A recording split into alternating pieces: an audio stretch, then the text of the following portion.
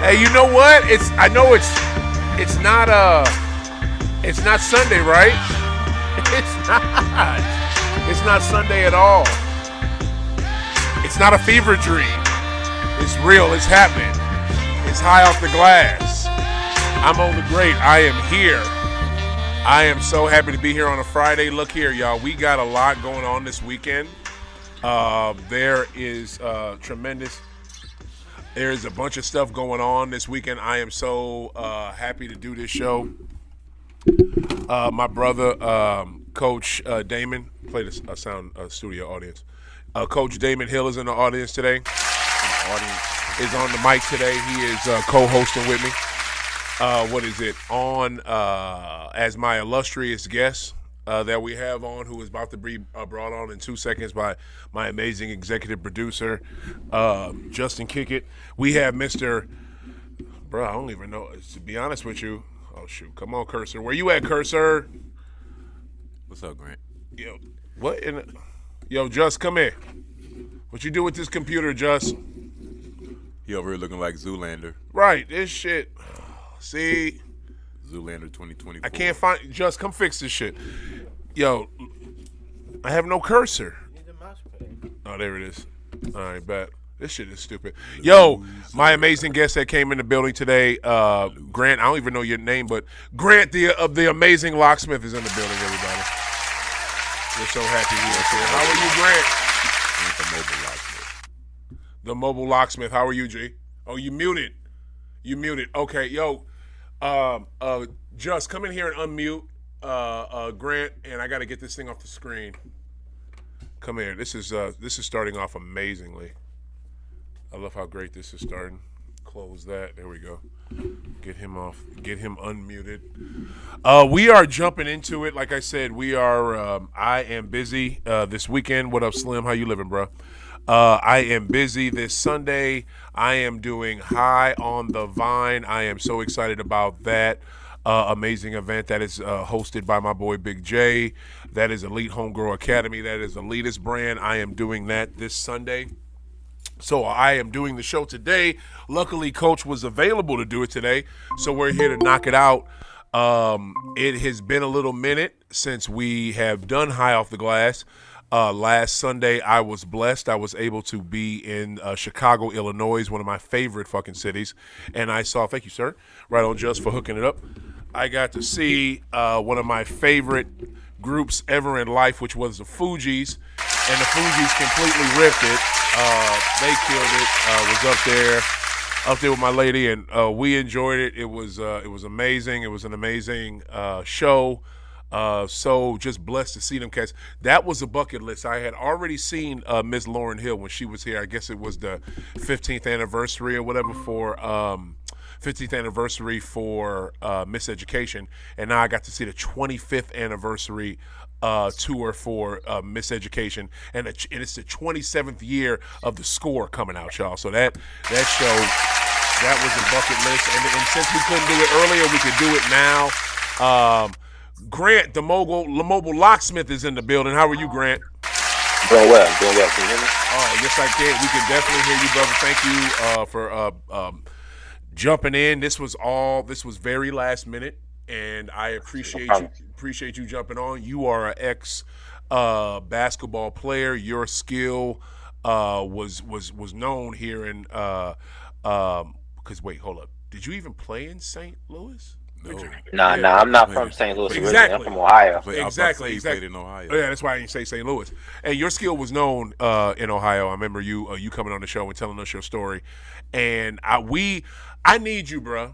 Okay, Grant, I need you because I am here to talk about the little bit of the season that just popped off, and Coach is here to just disagree with everything I got to goddamn say. I'm here to tell you the real about basketball. So I need you to help us figure this the hell out.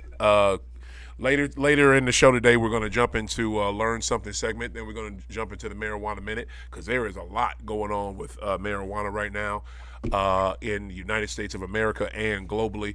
But first off, I'll start with you, Grant. What have you thought of this short NBA season so far? What has stuck out to you? Well, obviously Wemby, right? outburst he had last night is very impressive, right? But I mean, it comes to say, I mean, he's 7'5" and the rim is 10 foot. Right. Any type of skill you got, it's gonna make it easy. 7'3.5". So 7'3.5". 7'3". you know, Wait a minute, hold on. So before we go further, I'm sorry, I'm gonna interrupt you. Why you gonna interrupt? He just started. What's your squad? I don't have a squad. I'm just a fan of the game. All right, okay. So I ain't That's the biased. last time we had him on. Go ahead. Sorry, G. Go ahead. No problem. I'm just so Wemby is impressive, but with every let's say with every great player, there's always a counter. So we're gonna see who his counter gonna be, because every great player always has some type of stopper that they come up with, right? Either it's gonna be nature, or it's gonna be nurtured. So we're gonna see what happens. I like how Luka Doncic came in shape, right? I like how the Mavs is playing at a high level. The Lakers look good. LeBron is still amazing, right? What else? Hold on, the G. Greek. I want your opinion, but I got to go back on what you just said. What do you mean every great player always has, opposition? Because I could think of a couple players that don't really have an equal. I guess LeBron the only equal, right? I mean, LeBron is fighting time, but he's doing pretty damn good. Goat didn't have an equal. I know he said other things other than players, but Goat didn't have nobody that was on his level. I mean, you can say that, but T-Mac was on his level for a minute. Who? T-Mac. Who was on who level? Kobe. Oh, I said GOAT. I said GOAT. You talking about Jordan? Yeah, he didn't have no. Oh, yeah. Well, Jordan. I would say this: Jordan is an anomaly because of the fact that he was the first one to come out like that. Right. So the skill level, nobody saw it. So once you saw it, people started to adapt. Right. So I would say Jordan is the only one who really didn't have an opposition in the beginning, but I would say, because if you look at it, Larry had, Magic, Kareem had Wilt, right. Bill had Wilt, right. Larry Bird, well, like I said, he had Magic, Charles Barkley, you could say it was. He had GOAT, he had Patrick, he had everybody else. He had right. So Jordan was the only one that really didn't have a true opposition that was his size, his speed, his strength, his skill level to kind of slow him down. Right. But if you go on further down the line, Kobe had T-Mac, LeBron had Kobe, LeBron had everybody really, because he came right smack in the middle of an era and then ran into his own era, which they tried to take him down. Shaq had really nobody. He had all the big name centers in the 90s. But this is my question: when you said what you said, when I said what I said, more importantly, what is it? Coach over here smirking and laughing. You tell me, Coach, who the hell was on GOAT level?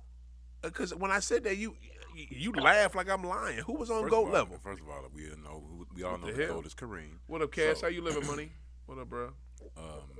Dominique What up, Miss Monica? Dominique Wilkins didn't have nothing for Jordan. No, Dominique was a small forward too, though. Okay, so Dominique, what you think? Dominique just was a bump on the log when they played? No. Okay, don't get me wrong. Nick is the shit. Like, I'm not gonna take nothing away from Nick. He used to give them the business. Okay, but maybe in the regular season, fam. But when you talk about somebody being putting qualifiers on it. We was talking about guys who gave Jordan the business. Reggie Lewis gave him the business. Okay, but they still weren't on his level though. You know what I'm saying? We're trying to see. You laugh like there was somebody actually on his level. Where's this player at? I do believe certain one team was sending him home repeatedly, sweeping his ass out the playoffs. But once he got in his prime, though, nobody was on his level. Like that's just one team. But anyway, with the qualifiers, yeah. Anyway, you're not making sense. We're gonna go forward. So okay, so you said Wemby. What else what else are your big takeaways from earlier in this early season, Big G? Well, Clippers look good too. They should have won. They should have beat the Lakers, but they should have. But I wouldn't say that. I wouldn't say that was coaching. I would say that was, let's say, referees calling foul. I mean, it's tough. They got a lot of weapons. They look good. They should have won. Right. The ball just ain't bouncing their way. I'll say that. Help me out with that game, because I'm gonna say two things. Coach, did you watch that game? Be honest. Nah. See, that's what I'm saying. Would you have normally watched that game? Would I've normally watched it? Battle of I LA. actually just fell asleep that night. Okay, you fell asleep. It was West Coast game. I normally would have seen, would have watched something. G Money, I need you to bring us up to speed on that game because I tried to watch it because I recorded it, right? But I couldn't get through the whole damn thing. First off, I just want to say NBA, piss poor job, NBA, of having a Battle of LA game where you finally got both Los Angeles teams really fucking good, and you have it at the fucking at the break of dawn. The late night. Yeah. No, not late night. Well, it's gonna be West Coast. It's gonna be late night. Yeah, but it's a 9:30 game. Yeah, I ain't tripping off that. Let me say my point. At the fucking breakfast of the damn NBA season, at the genesis of the NBA season, you have a matchup like this. This is not something you have, and you did not advertise it at all because you too busy advertising this fucking in-season tournament. They did not for real. They normally play on the first night of the season. No, they don't. The Clippers and Fakers don't play like that. No, yes, they do. No, Fakers usually play. They usually play like Christmas. Clips play the something. Lakers No, and the Clippers have played on the first night of the season many times. Look that up, fam. Look that up. That is not something that happens every year. But it was never a hype game because the Lakers will always win, or lately the Clippers will win. But it wasn't like an even matchup. Like this year, like everybody came in healthy, everybody came in like ready, know, like and the Clippers is stacked. Yes. That's more of a reason to hype it up, and I think that was a piss poor job by the NBA because they did not hype up that matchup. I really wanted to see that game, and also too, jump into it since we're here, man. I'm gonna let G Money go first. I want your opinion, Coach. What do you think of the Jamie Harden trade? I mean, I think they should. If a player wants to leave, let him go. Like I understand the contracts and stuff, but. Let him go. I think with Harden going to the Clippers, it makes it a little bit more interesting because now they don't have to rest them, but they don't have to play them either. Like that Lakers Clippers game, Kawhi was tired, so even though he dropped 30, he wasn't as clutch as he could be. Paul George handled it right. Westbrook handled it, but if Harden was there. It would take the pressure off. Somebody could sit down for a second and, Harden can do his thing, the pick and roll, because that was the problem. So I like the pickup. I like the fact that players want to play with each other because good players bring out the best in good players, Huh. Okay, Coach, go ahead. Besides what he said, seriously, looking at it from a basketball point of view, the Clippers did not give up a lot at all. That's what I was saying the other day. The guys that the Clippers gave up, they're not gonna miss them. And the hell ain't, because they ain't shit neither. And no, that's not true. They're good bench players. Yeah, to be honest with you, I'd rather have Nick Batum and Morris off the bench. I really would. No, you don't. If you look at Nick Batum's career since he signed that contract, it's completely downhill. That's kind of true. You're so right. But as far as what the Clippers have now, they can always have the best players on the floor. Even when you go to the second unit, that's what you want. And the misconception about Russell Westbrook and James Harden, that needs to go out the window when you really look at how they play. You talking about it's impossible to call a person a ball hog if you lead the league in assists. That just does not make sense. It's counterproductive. There's no way possible. Yeah, that's clickbait. That's what I don't understand how people think like that. Well, that's people who don't hoop either. Like to be honest, when they was together in Houston, the team was trash. So what do you expect? Them two dudes just trying to get it, but the rest of the supporting cast is horrible. Now you got them at the Clippers. You can pass the ball and not have to worry about a bad shot going up because I'm passing it to Paul George. I'm passing it to Kawhi. One was an MVP. One is what should have been a bona fide star before he got hurt, but still got it. The one who's gonna be the person who people who's not tripping off of enough is Zubac. Zubac is going to benefit so much because Harden and Westbrook pass the ball. They really pass the ball when you look at them play. Okay. And when you have go ahead. I was going to say elite players don't pass the ball to bums. Not saying that the NBA players is bums, but elite players If they trust you, they're gonna give you the ball. And if they don't, they're gonna shoot it and say, get it off the rim. Right. Either way it goes, it's a 50-50. It's a high percentage, because if I know I can pass it to you, then that means I know you can score. And if I don't think you're gonna score, I know I can score. And if I don't, you're gonna get this rebound and put it in. It's a win-win. If you run in pick and roll with James Harden and Paul George, what you gonna do? You got Kawhi in the corner on the wing. Pick your poison. Yeah, what you gonna do? Just like the whole Milwaukee Bucks thing. What you gonna do against freaking Dame off the pick and roll? That's different. As far as like what you were saying, as far as clickbait, over the past year and a half, not this year, past year and a half in basketball, you had this running joke about Westbrook. But as you can see, like he was saying, when you get with talent, your game looks completely different. But he playing the same way. He's playing the same way with the Clippers. But now it's not where are all the jokes at. It's different when you are playing with talent. You got to, just like you got to play with talent, you got to coach it. You have the talent to coach, but you have to have talent to play with. Point blank. If you don't have enough talent around you, and in the chemistry, it ain't gonna work. But you got to think about it like on every level. What level do you see teams that don't have more than 3 or 4 great players? Right, high school great teams. They always have they starting 5 going all D1 most of the time. Right, if they win the state. Right. The championships in college, they top 3 going to the league. Right. So when you get to the league, why you got to be on an island by yourself? Why it just got to be you? Because you good? Nah, put me around some star players, just like I was in high school and college, and watch me shine. Because I'm gonna shine just like I did before. That's why Westbrook was having problems, because he was in OKC and he had to do everything. And then they start talking about he over here padding stats. It's impossible. Right. Y'all done? Y'all done? Go ahead. Okay, Coach. You done? You done, Coach? Go ahead. Okay. Here's the deal. I sat here and I listened to y'all, and y'all tried to use Westbrook to make your point. I don't know why you tried to use somebody else to make y'all point about Jamie Harden. But this is the thing, right? This is why this is utter bullshit with this man and what y'all saying. Everything with him is dope on paper. Everything with him is really good on paper.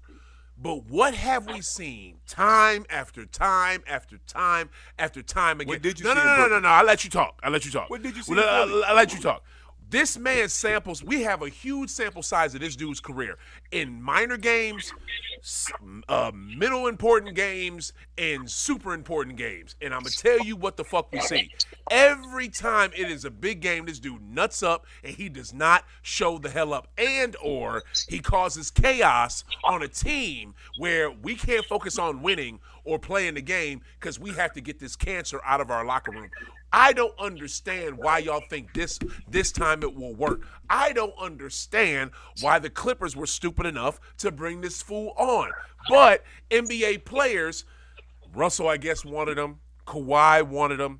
I guess PG wanted him, because I don't see them bringing somebody like him in without talking to their star players. But to me, you already had enough. That Clippers team was deep. You didn't need anybody else. And the thing you saying about that Houston team had Harden, had Westbrook, had Eric Gordon, had Clint Capella. That was a good Houston team. It fucked up because Jamie Harden was trash and never wanted to play defense, and he was their best player. No, y'all. Oh, man. I don't understand. Hold on. I'll let y'all talk. Let me finish. You right. The one thing y'all not gonna do is sit here and make excuses for this dude's losing time and time again. That's bullshit. And or he is the problem. And why does he have to force his way out of every situation he's at? And you force yourself out of a Philly team. Now, if Daryl Morey told you something and lied to you or whatever the hell, I get it. Daryl Morey's an idiot. He don't know what the hell he doing no way. And guess what? Nobody said this. The 76ers ownership needs to be called on the carpet for letting Daryl Morey run the team and taking away from Elton Brand. Elton Brand should have still been running that team because he was doing okay. So to me, I think it's Daryl Morey's fault, but also too, everywhere this big baby wants to go, he gets to go and he cries and kicks his feet. Like the way Damian Lillard did it, he did it like a man. And after years, he said, "Okay, this is too much. Get me out of here." And he did not do the baby crying and kick stomping. And if y'all don't give me my way, then da. Damon Lillard never did that and still got his way. You know what I'm saying? So, but he didn't get his way. He didn't get to go. Yeah, he didn't. He wouldn't want to go to Miami. But eventually, but at the end of the day, he did get his way because he wanted to leave Portland and he got that. No, and he's with a better team. He's with a better team than Miami. He's with a way better team than Miami. Let me ask you this. He's a way better team. But I'm not done. I'm almost done. All I want to say, and the last thing I'm going to say is this. Harden is over fucking rated. Is the dude talented and good? Yes. But all I know, y'all just tell me the one time where it was clutch winning time, it was a big time game. I'll even take a regular season game. Game 6 last year against Boston. That game 6, he had a decent versus Boston. He had what did he have? What did he have? Because I just remember him showing up in that game 1 in that series. Something like that. Huh? 30 or 40. He ain't had no 40. You know he ain't had no 40. He had 30 or 40. He did not have no 40. You know that. I'm telling you, he had a big-ass game in Game 6. Well, give me the stats. What's the stats?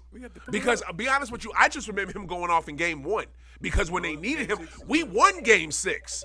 We won Game 6. And he wasn't a major obstacle. You know what I'm saying? I'll give you one. I'll give you one. Please. When he was with OKC. When he had 2 studs with him. Okay. That's when he was at his absolute best. That's what he's doing now. What game, though? What game did he do? Because I remember him in the NBA Finals. I remember him in the NBA Finals, Grant, and I remember him doing nothing. The only person who did something in the NBA Finals was Russell Westbrook. Jamie was scared on the bench, and KD was crying to refs because he couldn't get calls. That's what I remember. Harden was a 6th man at the time. That's why he was on the bench. But what did he do in the Finals? He didn't do a fucking thing. Okay. So y'all got to help me. As far as I know, last year the Nuggets won the title, right? Mm-hmm. Nuggets had the 4th best record overall, right? Correct. First best. Who had the first best record? Milwaukee. Oh no, it was Boston. I think overall, it was Milwaukee. Yeah, Milwaukee. Then it was Boston. Yeah. Who had the 3rd best record? Philly. Okay. If he's such a shitty player, they had the MVP. They got the MVP on their team. Don't belittle the MVP. They had the whole MVP on their team. So the hell? And you ain't gonna discount Joel. It was the first time in history that you had a team with the leading scorer and leading assist man on the same team. So you're saying Philly gonna have the 3rd best record or better this year without Harden? Since Harden is such a cancer and a fuck up, Houston's gonna be that much. I mean, Philly gonna be that much better. Are you just judging off record wise or how far they go in the playoffs? Record wise. Philly had the 3rd best record last year in the league. I'll be honest with you. Honest. Are they going to be significantly better with Harden or not? I think they'll be better without Harden. Yes, sir. That means that if they're going to be better without him, that means that the only way they can go is top 2 in the league. It ain't gonna happen. Or they could be top 3. And I'm gonna tell you, they were top 3 last year. If they're going to be better, that means top 2. If they're just as good or better, that lets you know. If they're just as good or better, that lets you know it won Jamie. And I'm gonna tell you like this: if they slip to 4th or 5th.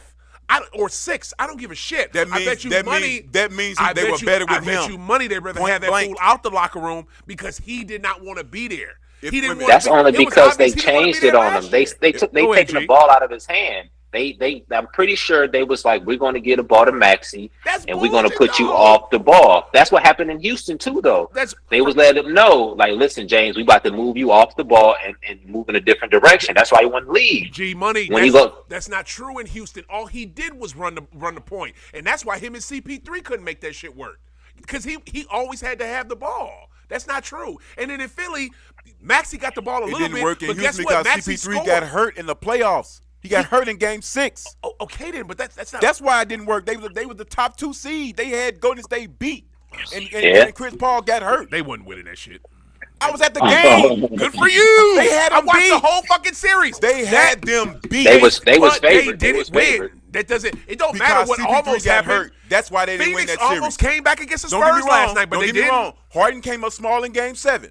But if CP3 was there, they would have won the game. That's what. And you're right. I get you because that is the. That was the year when they had Golden State. Thought. That is the thought from that series. If CP3 didn't get hurt, they would have won. But if that's a fact. If woulda, coulda, should. No, it's not a fact because the fact is Dubs won and Houston didn't. Just like with every Jamie Harden team, when it's time to win, they lose. That's all I'm screaming. That's all I'm saying. All I know is you said Philly would be better without James Harden. That means they can only ascend to the top 2 in the league because they were top 3 last year with him. They're gonna be who gonna take his place in points and assists? That's what I want to know. Who gonna at Philly? Who gonna take his place? Maxey finna average 10 assists a game. He finna lead the league in assists. What? I'll be honest with you. Probably point guard is gonna be done by committee since they don't have no set one over there. They got Pat Bev coming off the bench. I don't even know who they starting point guard is, but it's Maxey. There you They're go. Gonna give it to Maxey. But listen, Maxey is a scorer. He ain't trying to pass it like that. Yeah. And that's a problem with Philly too. Let's and I'll keep it a buck. That's a problem with the 76ers is because they want to have somebody run the show and really help out Joel, but it's just like Maxey sometimes, especially in that game earlier this week. I forget who they was playing. Nice, but he's not Harden. Maxey is nice, but this is what Maxey does. Outruns his team. Like this dude is old school De'Aaron Fox. Like he will outrun his team and put up a bad layup because it's a quick shot and just wasted possession after wasted possession. Maxey does that sometimes, but Maxey still balls when it's crucial. All I know is for the last two seasons for postseason basketball with the 76ers, I saw Maxey do more than Harden. I just did. That's true. That's true. Okay, we'll see it. It's a lot different when they're expecting you to do that.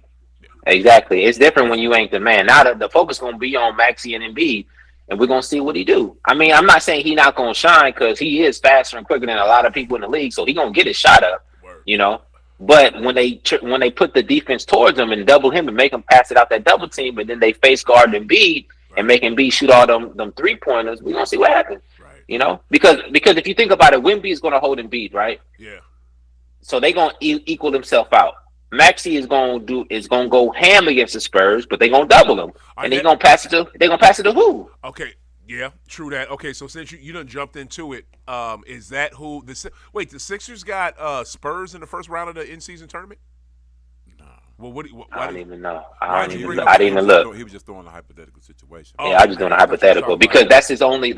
You think about it, right? The big man right now, is Giannis, it's Embiid, Jokic. Because this is the year of the big man that can shoot the 3, right? And the new one is Wemby. Bobo, that's my boy. I want to see him stunt this year. That is my dude. But they own Bobo because they saying that he was supposed to be Wemby. But they saying the difference between him and Wemby is that Wemby wants it and Bobo don't. So if he come out with some nuts this year, I expect him to be the only one that really stopped Wemby because he got the target on. They kind of throwing him under the bus now. I never heard that about Bobo. That man just had 2 chances this week. Who did? Bo? He just had 2 chances. He couldn't get on the floor. He didn't get on the floor. What in the hell? He better do something before March come when they play him again back to back. Yo, G, where did you hear that? Because that you might be right because like Coach just said, he had 2 opportunities this week to play against the best new big man in the league who was fucking clowning, and he didn't see the floor. Like, because to me, right, a lot of shit that happens with Phoenix offense when it goes to the Nurkic, and this happened in Portland too. Nurkic makes like dumbass mistakes. Like Nurkic makes like, in the 3 seconds in the paint too long, defensive 3 seconds, or too hard to screen. Say what? I always like Nurkic. I hear you, but he makes a lot of dumb mistakes if you peep. I don't understand. The reason I like him because Nurkic is a tough ass dude. And I like anybody that play tough, especially when you're European. He tough. I feel him on that, but Nurkic like really stifles their offense when he's out there because he makes dumb mistakes. But where did you hear that, G? With the comparison? They talking about that on ESPN all day and night now because they trying to. That's on ESPN. It's on a lot of the platforms like Facebook and Instagram, like the ESPN, like they compare because who they trying to compare with? They trying to give him a foe. That's what they trying to do. They trying to give him a nemesis so that they can market it. Chet. And the only person closest to him is Bo because he was the first one before him. And they was trying to hype him up early because he was starting for a minute for the Magic, but he wasn't really doing what he needed to do. They're gonna make Chet his rival. I'm telling you, they're making Chet his rival. They trying to do that as well. Now he gonna go for it though. They want to give Chet Rookie of the Year, but Rookie of the Year just got sealed up. For sure. Rookie. They just said all through the summer. It was many people who were saying Chet was gonna be Rookie of the Year. Many people. I ain't hear nobody say that. Because they were saying Chet. They were saying Chet had an advantage because he was going through the same year that Griffin did, but he traveled with the team. He got stronger. Yeah. Right. He got his chance to see the game. That's why people was thinking he was gonna have an advantage. Yeah. Like Blake Griffin that one year. And Chet did get better, and he did get stronger. Yeah. But Rookie of the Year just got sealed. Yeah. Done. Yeah, he just set a record already. I don't want to say it's sealed up in November. It's a done deal. Trust me. That man is doing moves like Wilt Chamberlain. Yeah, better than Wilt. And they are finally they're actually learning, and he's learning. Yeah. He's learning. I just saw it. Yeah. He learning. Oh, Eric Gordon. I'm going straight to the middle of the rim. Got to. Anybody who's smaller than me, I know now I'm going straight to the middle of the rim. He's unstoppable. He's unstoppable. Now the other players are realizing, just throw it on up. Yeah. Just throw it up, and I got it. To that motherfucker. Yeah. It's a done deal. Yeah. It is over. Yeah. It's like Kenny Smith at the dunk contest. It's over. I'm talking about, man. Yeah. This dude is.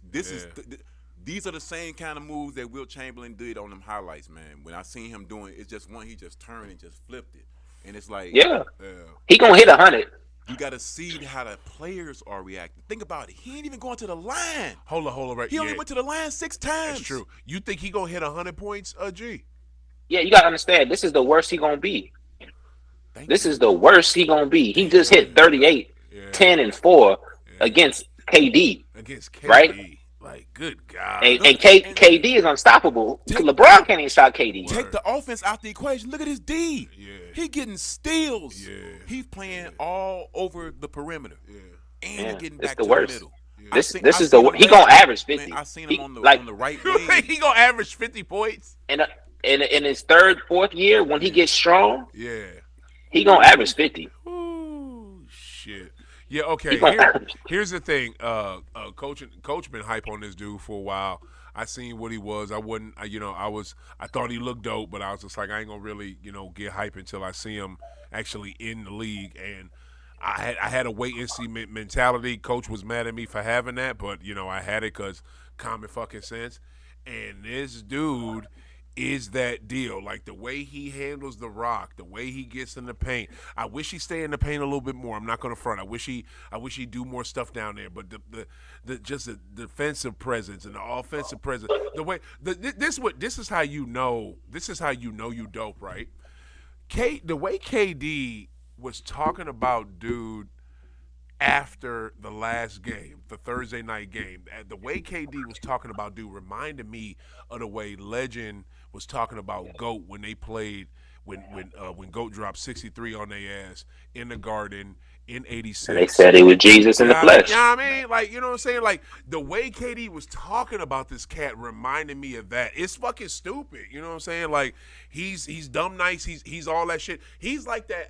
Like when me and my friends was little and shit, and we would make up before you could do it on the game. We would draw like basketball players, somebody who we think that would be dope, or we would talk about somebody who would be dominant in the league. We was making them up on the game.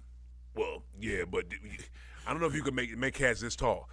You could. The cat we would talk about was this dude. It was this dude. Like my guy was left-handed though. I feel you. And he was my point guard. He was 7'3" and 310. Yeah. So we literally we would if we could make up a dude or get on the game and make a dude, we would make or talk about somebody who is Wemby, and we actually got it. It's put it like it's this, crazy. And I'm being completely serious. It's crazy. Have you seen the movie about Giannis? The one, no, Rise. You really need to see that movie about Giannis. Oh, it Trust looks so me. Corny. No, it's not. It's not. First of all, it gave you a greater respect for Giannis. It really did with me. Okay. But I know some of his story already. When you see the comparison about where he came from as a hooper to where he is now, mm-hmm. and then when you think about Wembanyama, this is Giannis on steroids. And Man. Giannis is already. Imagine Giannis with a jump shot. consistent. Yeah. That's what I'm saying. That's what it is. He don't even go to the line yet. Imagine them getting regular line numbers like Harden, like 9 to 11 free throws a game. And when that happens, that's what I'm saying. He averaging 50. Yeah, that's gonna go. Yep, exactly. Because you already got a consistent jump shot. Yeah, it's not. But what I was noticing, the refs are trying to realize how to call games too with him. Because he had a play last night where he had, it was like it wasn't a tip in, it was an alley, but he got fouled, but they didn't call it. Yeah. And it's a few times he ain't even getting calls yet. Yeah, so I know which one you talking about. When he started getting calls, too. Yeah, it's a wrap. I get what you're saying. This is just ridiculous. He's probably gonna get in here. He's gonna change some shit. He has the ability to do it. I just can't wait to me right now. I don't see what's stopping them from getting into playing. I know they getting into playing. I don't see. I don't think they're not going to get. Somebody here already said that. I think Giannis is going to show him something though, because Giannis is him, but Giannis is physical. He can jump. Giannis is going to put. That's the game I want to see. I want to see them two match up because I think Giannis is going to stop him. Yeah. You know. Because you gotta understand, like every person has an alter ego. Every person has a opposite, right? Right. They got an opposite, and then now you're trying to figure it out. Like that's why you say KD was talking about him, because when KD was talking at the same time, he thinking like, how can we stop him? Like, what can I do? Yeah. And he was thinking like, I really can't do nothing because I done got hurt. Like my athleticism ain't there no more. Yeah. Giannis is still fresh. Actually, that first Giannis meeting is gonna be like Shaq and Yao Ming. When the hell is that? Is it during this fucking tournament? Like when is it? If they win, it might be. Oh, okay. Yeah. But the thing about it is the Spurs really ain't good though. His surrounding cast is trash. But see, so right? Say that. But they not trash. That one dude, Vassant, he's pretty good. Vassell, Keldon Johnson averaged 22 a game last year. like real talk. When last year? Yeah, Keldon Johnson averages 22 a game last year. But for a losing team, though, anybody can average. And again, we're talking about NBA players, right? I ain't trying to dismantle nobody or nothing like that. But if you average 22 on a losing team, on a winning team, you average 10. You got to remember though, they was trying to tank. True. Right. So that gave him confidence as being a scorer in the league. Because that what he did to KD on Tuesday night. If that was my son, if KD was my son, you mentioned a ride home, man. He didn't. I didn't pay my money, and you just let this boy just gangster the ball from you. But KD gets a pass for these things repeatedly. I don't know why. But getting back to what you were saying, though, he just standing there. When you playing with a guy like that, now he didn't just up everybody's confidence. Exactly. That's why I was going to say, G, that's the thing with the Spurs team, and that's what was on evident with these back-to-back games in Phoenix, and they both on the road. And if you watch that game, Phoenix got it, cut the 27-point in Thursday night game, cut the 27-point lead. They tied it. No, yeah, they tied it up. They tied it up, and then for Phoenix to get that, get fouled, go to the free throw line, go up 117, 116. You know what I'm saying? And then to be able to hold on to that on the road, I got to give them props on that. And this is what Coach was just saying, and this is the big takeaway I had. What is this cat? Wemby is having these brothers play out of their minds. They're playing ahead of themselves. These are no-name dudes like you talking about on this team, but with talent. But they're playing above their heads because they see in him. You know what I'm saying? That's why Coach. That's the LeBron effect. Exactly. You know what I'm saying? So pretty soon it's gonna be the damn Wemby effect. And I'm not gonna lie, Coach did say this at the start of the season. I think before we preseason, he said they were gonna make the play-in. We laughed at him. I gotta take it back. You were right. They gonna make the damn play-in, like, you know what I'm saying? The Cats is dope. Shit, I said it on today on Sirius radio. I don't know. Dog radio. I don't know. I'm gonna tell you one thing I've seen in the beginning of the season. I think I was a year ahead of time. Yeah. The Pelicans. I'm telling you. Yeah. Because Zion is healthy. I'm already with you on Zion. Nah. Yeah. I seen him in person. Yeah, remember though. They're 4-1 right now. When Zion got hurt last year, the Pelicans was number one in the West. Yeah. It's proven. When they all playing, they don't get a chance to play together, but they healthy now. Right. I just CJ was ridiculous last night. Right. He had like 25 in the first half. I want to and before we get out of here, because we about to run out of some time, because this is some good talk over here. I already know what coaches thought is with this. G Money and audience, what I'm saying, we already know what coach loves this NBA tournament. He is ridiculously hyped for it. What say you, G Money? Where are you at for this in season NBA Cup tournament thing? I like it. As a professional, you get bored. Like the same old thing, you're gonna get bored because it's the same routine. Now they done put some incentives in it. They done put some money on it. You know, I think it's gonna be interesting. To see who really gonna go out there and get it because really, a competitor is a competitor. No matter if I'm dormant or not, if you put something in front of me that's new, like the bubble, you saw who really wanted it, right? And that was new. So, it's the same thing. I think it's interesting. I think it's going to give it a little higher level of competitiveness. We're going to see who really got it and who don't, You can't sit down no more. And they changed the rules. That sit out stuff is done. You can't rest people no more. True. And then I think really what I think is going to happen is that players is going to get stronger again because just like in the old times, they had to play all the time. More you play, the more your body gets stronger and it lasts longer. So you're going to see a lot more players play better. You're going to see a lot more intensity. You're going to see a lot of different things coming. The league going to change because they gotta adapt to what's going on. Right. I think they're going to let the fouls come back. I think a lot of things is going to come back.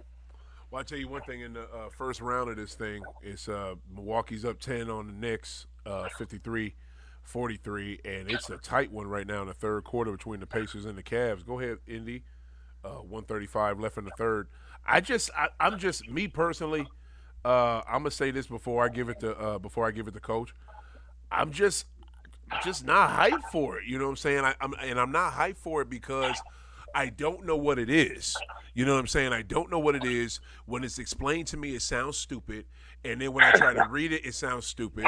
And then I'm also thinking, too, what happens with the teams if you lose in the first round of this, second round of this, and it's still going on? What happens? Do you sit at home and get to chill, or do you go back to your NBA season?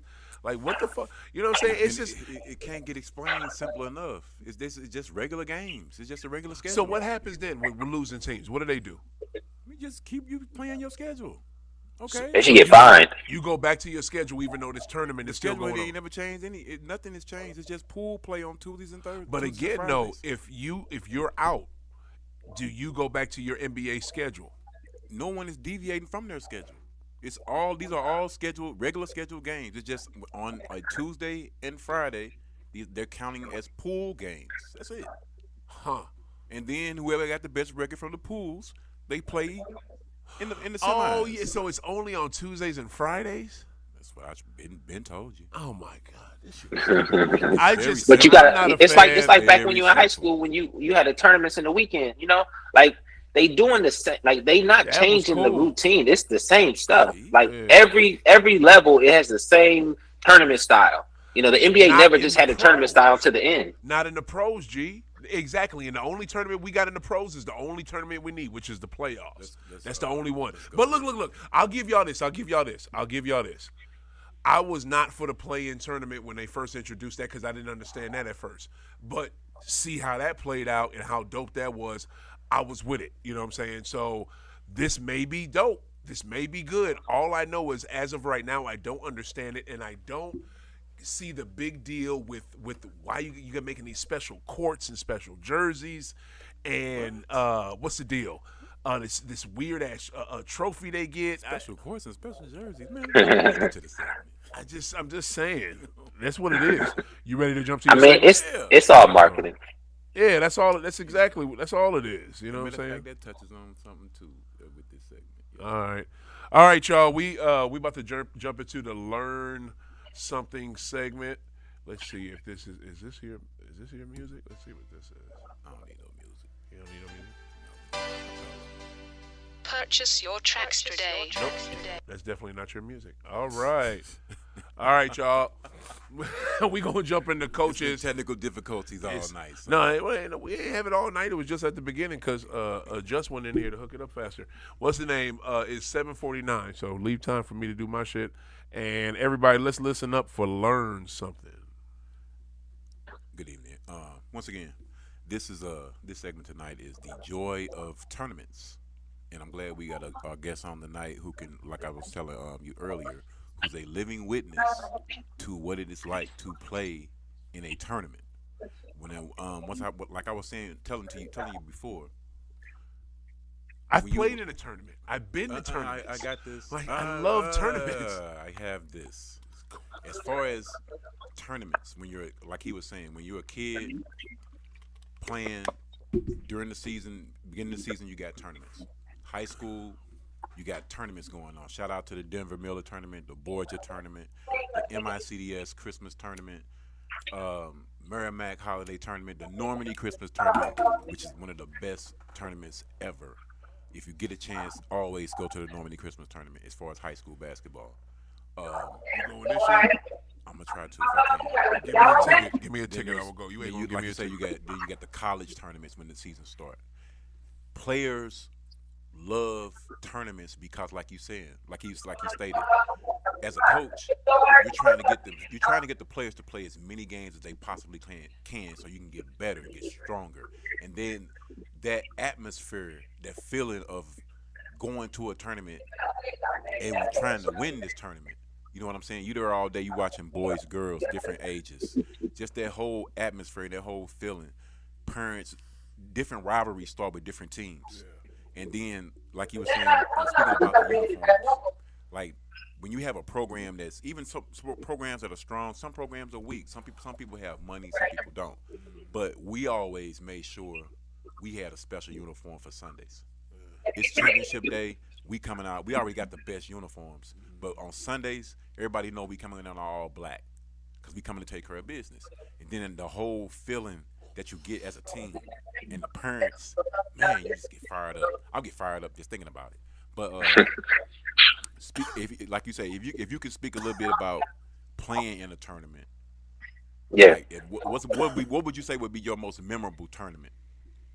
Well, we had a Martin Luther King tournament back in Toledo, right? And the thing about it is that everybody's there, you know. So when everybody's there, you ain't trying to really get embarrassed. But the more you play, like I would say like this: when you playing at a high level, the more times you can play at a high level, it builds off of it. The momentum of you playing good, or not even playing good, but playing at a high level, builds to the next game. You know, so you gonna hit your top peak every time, and then once you hit your top peak, you don't have no time to rest because you already there. So you just keep hitting your ceiling every time, and then the good ones hit their ceiling and pass it. Right. So the tournaments is great because you really see what you got because you only play your best when you're tired, and when you exhausted is when you play your absolute best because now you playing off of body memory. You know, and if you practice enough and you really got it, that body memory is crazy. That's when they call it the zone. And if you hit the zone enough times, that's when you become the man. And only time you become the man is during the tournaments. Right. That's why when you bring it back to this NBA tournament, these players, man, that's what I've been saying, man. They are used to playing in tournaments from the time they've been kids. That's why you're not going to find a player who's going to be like, man, I don't want to do this. Because hoopers love tournaments just by nature. Because like he's saying, you know, everybody there. Everybody heard. I'm finna show out. And I definitely, if somebody coming in with a name, I'm trying to give him some work. And he definitely coming in like, whoever I heard, I'm giving them the business. And just to be able to see that, and then when you seeing guys who may not be, you know, pros yet, ain't nothing like being able to tell somebody, you know, I saw Sean Bradley. You know what I'm saying? Mm-hmm. With them tiny ass shorts on, super tiny. Came here at the Kill when they used to have the 7-Up shootout.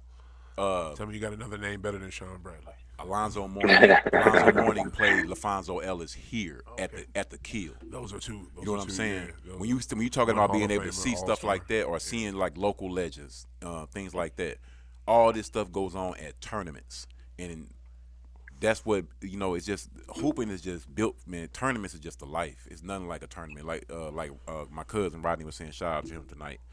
Reffing tournaments, you know, you getting a chance of you building relationships with refs, other parents, and other players. Yeah. You know what I'm saying? Then when you sit back, like me, one day, and I'm gonna wrap this up. I'm sitting back looking at all these games on TV, and I'm seeing like 9 players I've seen since 8 years old in college now. Oh, you know what I'm saying? It make you feel some type of way. Yeah, I see you getting emotional and shit. Yeah. I love it. Yeah, I feel that. I mean, that's real. You know what I'm saying?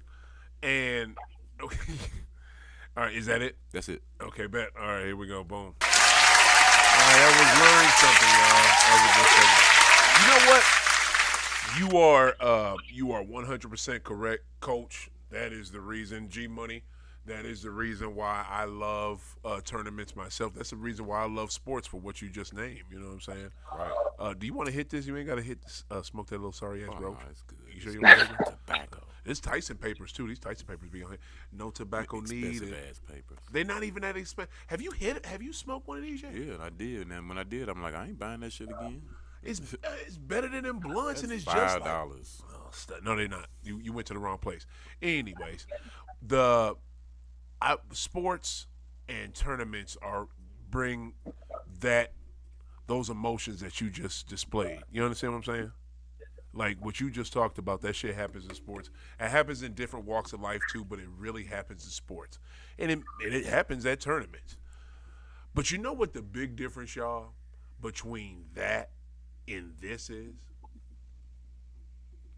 Between the tournaments that you're referring to, the tournaments you're referring to, G Money, and the ones I've been to, and this in-season NBA tournament. Was it in season? No, because there's in-season tournaments all the time. I look forward to them in-season tournaments. Shout Shout out to college basketball starting up next season. Starting up next week. I cannot wait to do. We got to do a special college basketball episode. Well, the difference is a lot of those tournaments. A lot of those tournaments are in neutral places. This tournament is not in a neutral place, per se. Yeah. Just the finals. That's not the major thing, but that's one thing. But here, it's a slight part of it. But do you know what the other major difference is between the tournaments that we know and love and this one? What's the difference? They getting paid? No, because now college basketball players can get paid too. The major difference is you don't have what you talked about, G Money, and what you talked about, Coach, being in the same area, being in the same gym for a weekend, for a week, and just everybody being there and you playing and you feeling that vibe, and every game gets ratcheted up and ratcheted up and ratcheted up. The more you stay in that turn, the more you hoop. You feel that energy every time you get when you're actually still playing. You feel that each game, and it gets bigger and bigger and bigger and bigger until you culminate with winning the whole fucking thing. You're not gonna have that with this. This is some shit that's every Tuesday and Thursday. You're playing regular season games in between this. The people that we have to have invested in this, y'all, for it to be dope, because, Coach, you can want it all you fucking want. G Money, you can think it's going to be dope and want it all you want, but it is not going to be dope unless the players are invested and the players are bought in. The players are bought into winning the Larry O'Brien Trophy. The players are bought into winning Olympic gold medals. I don't know what make you think players don't want to win this cup. Because it's never happened before, and maybe they are. But all I know is it's going to be really hard to get hype and get down for a tournament that you play twice a fucking week. No, it's not, because the reason players are going to get hyped. The reason players are going to get hyped, like I said before, it's December 7th through the 9th. That's when the semifinals and the finals are. If you have your choice, would you rather be going to Utah, Denver, Portland, or would you rather go to Las Vegas? See, that is going to be That's why these players are going to be playing hard. That might be cool, but they want to win it. But these first rounds of it, it's all scatterbrained. It makes these games important because you got to win your pool play. That's what the whole. Maybe all the games should be in Vegas. You can't do that because you don't want to deviate from the schedule. Exactly, and that would disenfranchise season ticket owners. Yeah, this is the easiest way to make it like a tournament. Yeah. And then you know what though, since these are regular season games, season franchise. What is that? You got season ticket holders that are going to be disenfranchised from a couple games because those games of their team, if the Nuggets make it to the finals of this thing and are in Vegas, that's what? That's 2 less home games I'm gonna see on my team. That's kind of effed up. No, it ain't. You get a chance to go to Las Vegas. You're gonna get the first right of refusal for the tickets. I didn't pay to go to Las Vegas. I paid to see them in Denver where I wanted to see them at. I paid to see them in Seattle because Seattle need their team back. I paid to see them in Charlotte. I didn't pay to go to Vegas. I don't have money to go to Vegas. Well, that's the first year. They gonna make some changes. I'm pretty sure they done thought about this, and probably by next year they gonna probably do something different. They'll probably tweak it. It ain't much to tweak. Yeah. I mean, you're thinking at it from a regular man's perspective.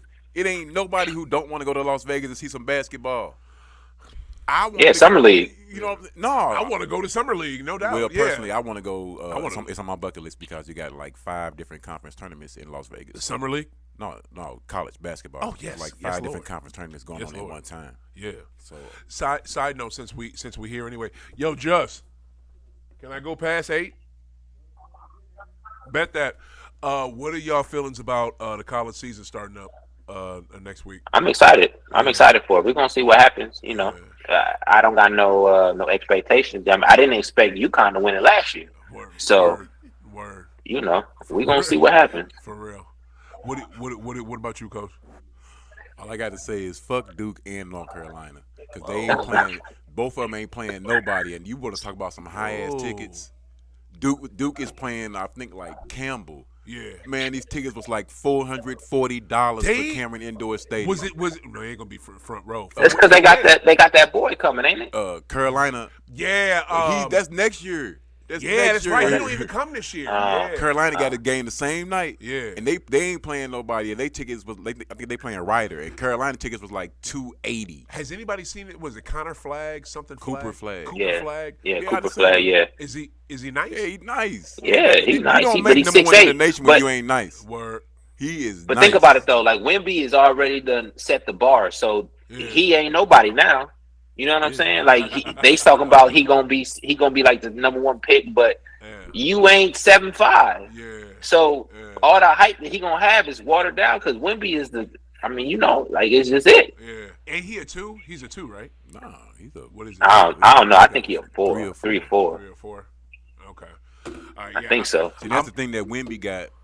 The advantage that he got over everybody is the fact that he plays on the perimeter so much. Right. I mean, dude, like he's all over the half court. Yeah. And he's not logged to the middle. Yeah. But then when you got a big on him, he like, oh, okay, I'm gonna give you this J right in your mug because you can't stop me. Right. You can't stop me. You ain't quick as me. Boy, Drew Eubanks got nightmares. Cause that man kept top of the key, he was like in your mug. Bottles. You talking about Drew Eubanks with the Suns? Yeah. Dude, I thought you were talking about a flag. Okay, what is it? I myself, I am super hype and I'm ready for college basketball to start.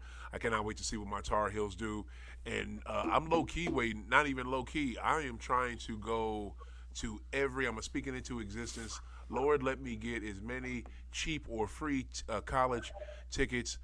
For basketball games, I don't care who the school is. I want to see SLU. I want to see SIUE. I want to see Missouri State. I want to see whoever I can see. Mizzou for the cheap. And please, Lord, make it happen because UMass. I don't care. Matter of fact, yes, I'm going home. I'm going back to Springfield, Mass, where the game was created. Thank you, Dr. Naismith. What is it? I already told you I'm going to the tournament in You excited? What about the women's side? Hold on. I'm going in January, and in January I am going to a UMass game at Amherst, the best UMass. I'm speaking in existence. Go ahead, y'all. What? I was gonna say, you excited about the women's side because the women's a little bit more excited this year than me. Women's college basketball, right? I don't get pre-hype for it. Like I do with the men's and shit because I have specific teams. And here's the thing: the way college football is so jacked up now with conference movement. I think, has that affected? I need to really take a really look at this. That's why I can't wait to do that episode because I'm scared it's really jacked up college basketball too because you got teams that are in schools in conferences they've never been in before. This stuff is crazy. And when it comes to the women, I get excited about the women once the season gets going and I see them play. Like that's when I get hyped. That's when I start, getting interested in that. It's looking like it's going to be a repeat in South Carolina. I know that. Probably. But they didn't win last year. LSU I'm won. just saying as far as them coming back and repeating them. Well, I mean, I watched a little bit of the precursor, right? South Carolina has a whole bunch of returners from the bench that didn't play a lot last year, right? All they starters went to the league. Right. So they got it's not a rebuild, it's really just a fill-in. Yeah, LSU got a whole bunch of transfers that was dogs from other teams, like they number one players left and came to LSU. Right. You know, UConn, all their players was hurt. Now all they healthy because they had a number one class for the last 2-3 years and they all got hurt. Right. So now they all healthy. It's weird seeing you. I don't mean to cut you off, G Money, but it's weird seeing UConn not be at the top. The top of their game, like because they've been dominant of the sport for the last 20-some years. But keep going, right? But they was hurt, so now all they best players ain't hurt no more. Right. So we gonna see. Like it's really gonna be interesting. That's why. And then they got Iowa coming back too. That girl, the Caitlin Carter. Yeah, Caitlin Carter. No joke. She cold. It's a lot more wide open. Beast. So it's gonna be an interesting season with these females. I ain't gonna lie to you. It might be a little bit more interesting than the fellas because I mean I expect fellas to play good and dunk and all this stuff, but the skill of these women is way more intense. I feel you. Yeah. Way more intense. Is Fran still at Stanford? Fran girl to be say it again. Girl Fran at Stanford, the one to be dunking. Is she still there? Oh yeah. She's still there. Yeah, she ridiculous with them dunks. It's gonna be nice. Yo, this was good, y'all. This was good. I think we got into the meat and potatoes of that damn tournament. And like I said, G Money, nice college women's college breakdown, women's college basketball breakdown, man. I love the way you broke that down. That was dope. Thank you, sir. For sure, no problem. When we do the college basketball episode, would you like to come back for that? Yeah, anytime, man. Let me know. Bet. And somebody, man, don't you have some new music coming out? Like you got some? Oh yeah, I made a song for my school, Jackson State. It's gonna be that new theme song coming up. You know, like the song for the school. So I'm trying to get that embedded into the school so we can have something for the. You know, it's from the heart. You know, like every school needs something that they can be proud of. So right now our theme song is The Show. What's his name? I feel bad not knowing his name right now, but Dougie Fresh. Yeah, Dougie Fresh. Thank you. So they've been doing the show for 60, 70 years. So I wanted to give them a little fresher idea, something newer. Just something that's homegrown that they can call their own. So hopefully we can get that going and they enjoy it. So yeah. It's called Jackson State. It's on all platforms. Very simple to find. Max Dollars is the name of the artist, which is myself. And, stream it if you like it. Right. There it is. Yo, bro, thank you, G, for doing this short notice. We greatly appreciate you. This was a good episode. Coach, you got anything to say before we get out of here? Shout out to basketball, marijuana. All day. Shout out to my grandson, Cairo. There you go. Congratulations on that. There you go. Yo, this was a dope episode. In-season tournament. I hope it's better. I hope it's better than I think it's going to be because I have no idea. It looks kind of trash, but I'm here for it. Yo, for my man, Grant, the mobile locksmith, for G Money, for Coach Damon Hill, I'm OThaGreat. We out of here.